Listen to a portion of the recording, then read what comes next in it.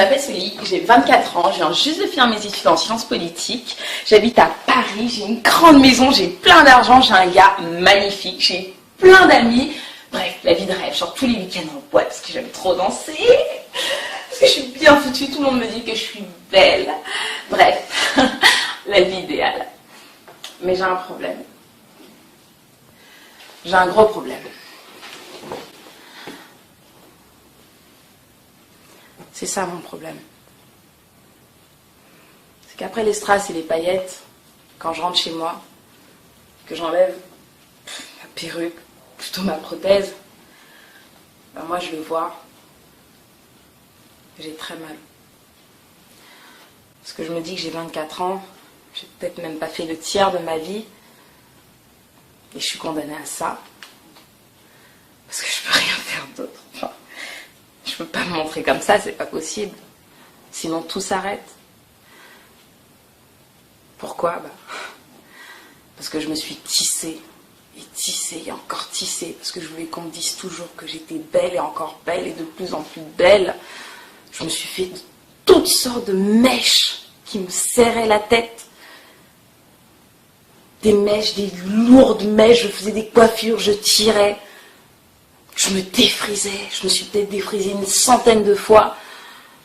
Et je me disais que ça allait s'arranger. Donc j'achetais des crèmes, je dépensais de l'argent pour m'acheter la dernière crème, Dark and Lovely, Docteur Miracle, Botanica, de toutes sortes de crèmes pour arranger la situation. Et j'ai fait qu'aggraver la situation. Et aujourd'hui, je suis condamnée. Je suis condamnée à rester comme ça. J'ai pas le cancer, j'ai pas de leucémie. Pourquoi est-ce que je dois me traîner ça tout le temps? Pourquoi? Je veux pas que ça vous arrive. C'est un truc que je souhaite même pas à mon pire ennemi. Alors faites attention à vos cheveux. Parce que ça peut être indélébile. Voilà, donc la réalité de Soli, qui est certainement la réalité de millions de femmes noires qui sont dans le même chaos, dans la même souffrance. Hein.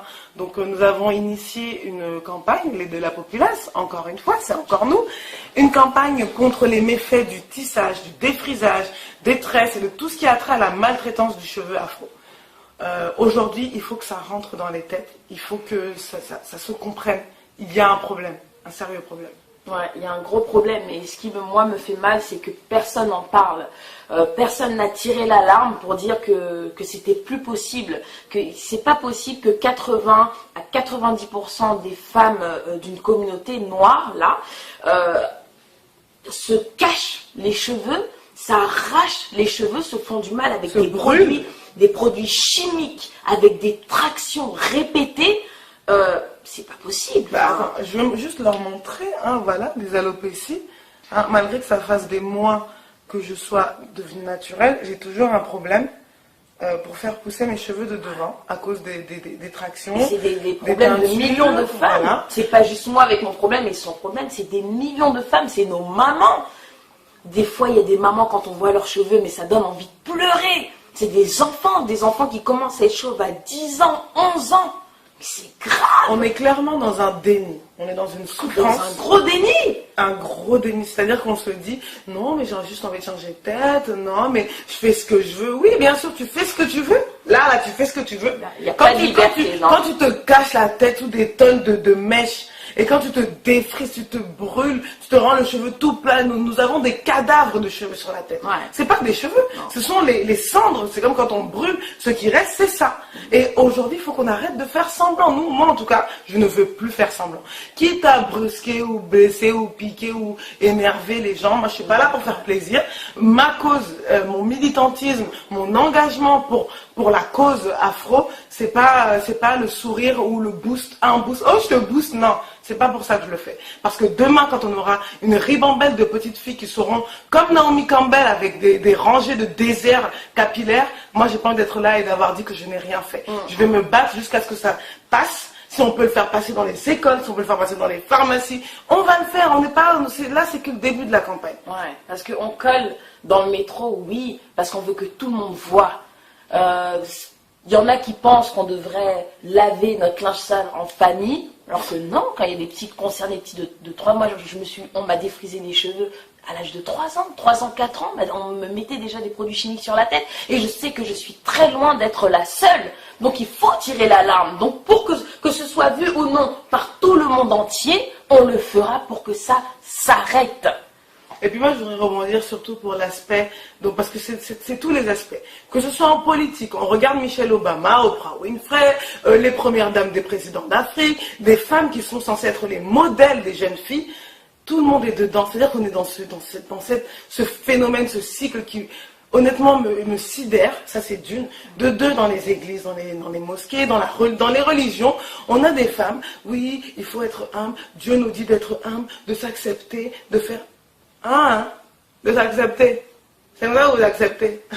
Je suis pas d'accord. Je suis désolée. Ça là, c'est pas possible. C'est plus possible. Il faut arrêter de faire semblant. Pour cet aspect particulier de la spiritualité, si c'est ça, donc tu veux dire que Dieu s'est trompé. Dieu aurait dû te donner des cheveux lisses. Hein? C'est ça? Et puis, ce qui est dommage, c'est qu'on accepte tout ce qu'on nous vend. Dire que moi, je suis allée dans une boutique à Château-Rouge. J'ai donné mon argent au vendeur qui ne voulait pas du tout mon bien. Parce que lui, il sait ce qu'il vend, il sait ce qu'il y a dedans, il sait ce que ça fait, mais lui ne le met pas sur les cheveux de ses enfants. Donc je lui ai donné mon argent, je l'ai acheté et je l'ai même remercié. Bonjour monsieur, à la prochaine. Mais c'est grave, il y a un problème, j'avais un problème dans la tête. Quand je pense que celle qui me défrisait, elle mettait des gants, comme Gillette Lewack le dit, elle mettait des gants, elle mettait ça sur ma tête et puis moi j'étais toute gaise, comme ça, ah oui, machin, nanana, ou elle mettait de la glycérine autour de ma tête. Donc tu veux protéger le contour de ma tête, mais tu veux pas protéger mon crâne. Hein? Tu veux protéger tes mains, mais tu ne protèges pas mon crâne. Non, mais c'est grave. La prochaine fois, quand vous allez à Château d'Eau, je ne sais pas où, qu'on vous défrise la tête et que la dame met des gants, il faut lui dire de mettre directement avec ses doigts. Pour elle protège ses doigts. Mais si elle applique directement avec ses doigts, sans mettre de gants, mais au bout d'un an, ses mains seront mortifiées. Et puis, juste un exemple tout bête, hein, parce qu'on n'est pas là pour l'esthétique ou quoi, la beauté. On est dans la logique.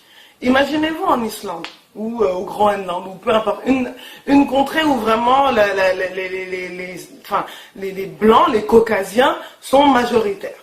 Et qu'un jour, toi, noir, tu te réveilles, hein, tu ouvres la porte, paf, tu sors, et tous les Blancs, hein, 90% des Blancs, ont des tissages de cheveux crépus, ont des rajouts, des fausses perruques avec des tresses. Tout le monde, et à partir de ce moment-là, pendant toute la vie, jusqu'à l'éternité, tout le monde reste comme ça. Ouais. Tu vas pas faire comme ça? Ouais. Tu vas faire ça? Ce serait vraiment ridicule.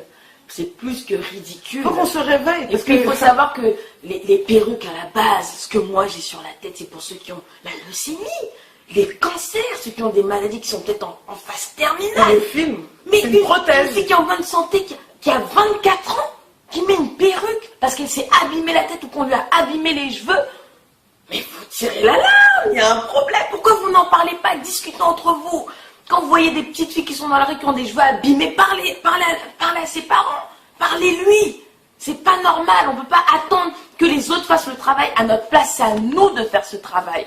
Parce que c'est la femme noire. C'est notre population qui se détruit à petit feu.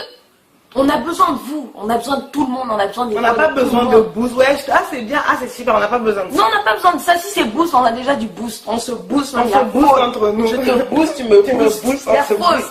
Non, donc de toute façon, je vais donner juste un dernier mot. La campagne qu'on a commencée dans le métro, dans Paris, dans les rues, n'est que le début.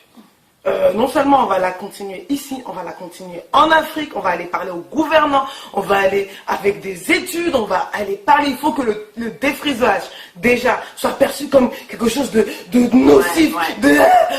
Comme là on parle de la cigarette, c'est pareil, c'est pas bon. Parce que j'aimerais insister sur un point. Non, ça m'énerve. Si ça concernait les populations dominantes, et pas seulement les Noirs, croyez-moi que le défrisage aurait été éradiqué depuis très longtemps. Mais là, il est vendu dans les supermarchés, dans les grandes surfaces, les grandes marques, dans le métro, des grandes affiches, des trucs qui nous détruisent la tête, qui nous brûlent jusqu'à la moelle. c'est grave, c'est très grave. Et on va pas lâcher l'affaire. On va être sur on va coller encore dans le métro. Partout on peut coller. Même si on peut l'écrire sur nos visages là, on va le faire. On va pas lâcher l'affaire. De la populace, toujours au top. Toujours au top. Toujours là pour porter les messages. Voilà, il y avait un avant, il y avait un après. On est dans l'après, maintenant on est là. Voilà. On part pas. Merci.